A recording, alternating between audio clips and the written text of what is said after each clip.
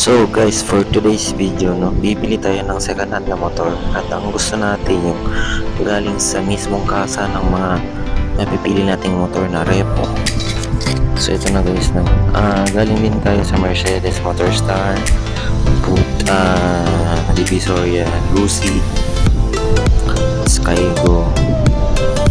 Okay lang naman mga ganong brand, depende kasi sa pag-alaga natin. So napag-isip-isip ko pumunta dito sa Mitsukoshi na sa town, tapos may nakita akong dito medyo okay pala guys, na hindi maingay yung makina. At yun, nagpasya-pasya tayo na ito na lang pipiliin natin kasi since first motor natin is SYM Euro brand, so okay naman din to siya, matibay. At ito na guys, nang babayaran na natin yung motor. So nagustuhan din natin siya kasi kung dating niya sa Rapis XRM, tapos yung brake light niya si Raider F5, pero okay lang naman guys, na tapos lang mas matibay yung makina niya at walang ingay ba, yun ang gusto natin.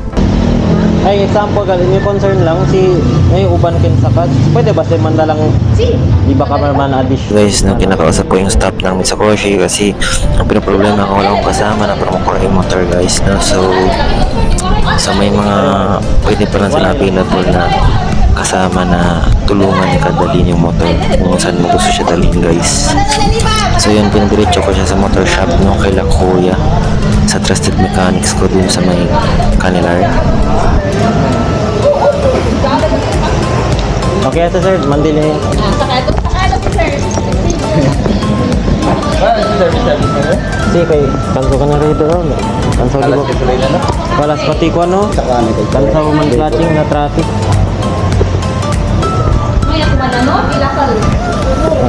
At eto na guys, babayaran na natin yung motor. Aray ko. So ito na. Sabi nga nila yung original ORCR no, within 3 months pa daw makuha, at ang binigay sa atin yung Xerox copy lang. So yun, okay lang naman sa akin kasi galing din siya ng Mitsukoshi no. Okay lang, goods na yun guys. Unay lang kami sa DCUYA. Pero L document ma'am. After 3 months pa 3 months original. original Pwede kami kung tigo ano lang DCU. Soft copy. Masan kami na messenger DCU. Sige. Pero original after 3 months. Alin ko naman payment sir kasi man-traffic anay diba? Double check na yung temura na. Gaya mo. At hindi napakita sa video guys, so medyo maraming pang inayos sila sir dito, yung mechanics dito sa may Mitsukoshi sa town. Inayos na yung muffler, pinilitan nila yung pull stand. Ay, yung pull stand hindi na pala guys, tayo na yung nag-provide, wala kasi siyang pull stand. Yung mga ibang parts na kulang, mga brakes niya pinalitan, inayos.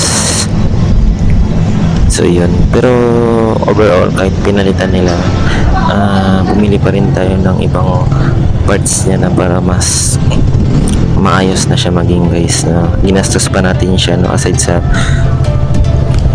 hindi lang basta-basta mabibili natin yung isang repo no, hindi talaga maiwasan ng gastusin talaga natin siya no.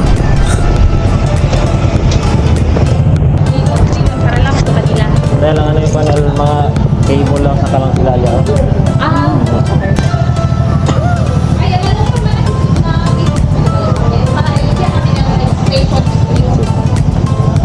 Original after 3 months pa ito.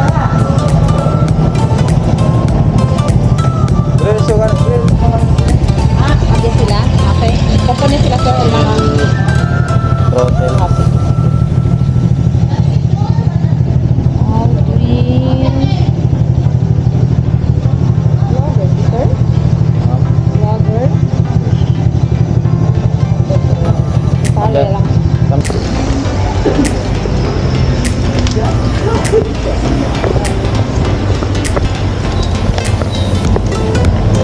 Kasi pa sir, ini seperti kambial yang atuan ini.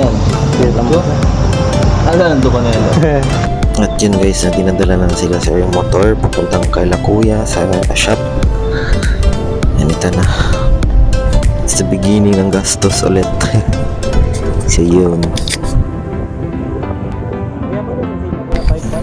At ito nga na in-explain ko kay la kuya na binili ko to siya sa kanan. So 2 araw pala to siya guys sa tumambay sa shop nila kuya. At hindi na din kasi siya kaya intayin mo kasi may duty pa tayo.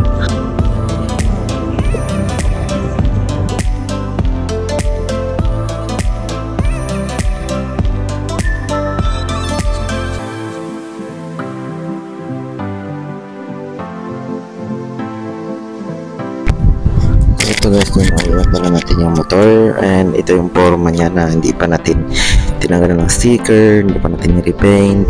At ito yung mismong galing kay la kuya sa shop at mga napalitan natin mga parts guys, no?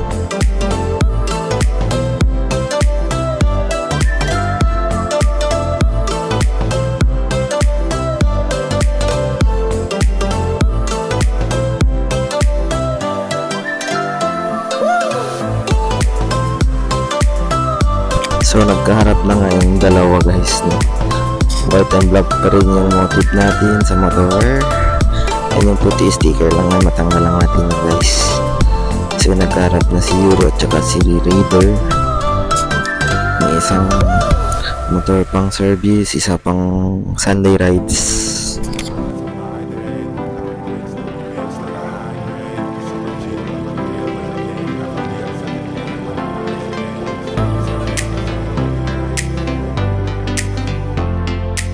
At ito na guys, no, ay i-repaint na natin siya guys, no. Pero yung mga kalawang parts lang guys, no, yung mga needed lang para hindi masyado magastos, no. Pang service lang naman natin siya at saka hindi lang naman ito yung ayusin natin sa kanya, meron pa guys. So itong mga pintura na bilhin natin, primer gray, second coating and top coat guys, no. Ginawa natin talaga isa-isa pero hindi tayo marunong masyado sa mga repaint, no. Pero sinubukan lang natin, wala naman din mawawala, diba guys, no. Ano lang ba, parang etche lang natin hanggang saan lang natin kaya gawin yung repaint, no. So kikita nyo to sa mga repaint ko, may mga bukol-bukol pa. At mali ako guys, na dapat pala i-repaint ko siya malayo, hindi malapit para hindi siya magbukol-bukol, yung dumadami bigla yung pero naremedyan na lang natin, no, kahit pa paano. So yun.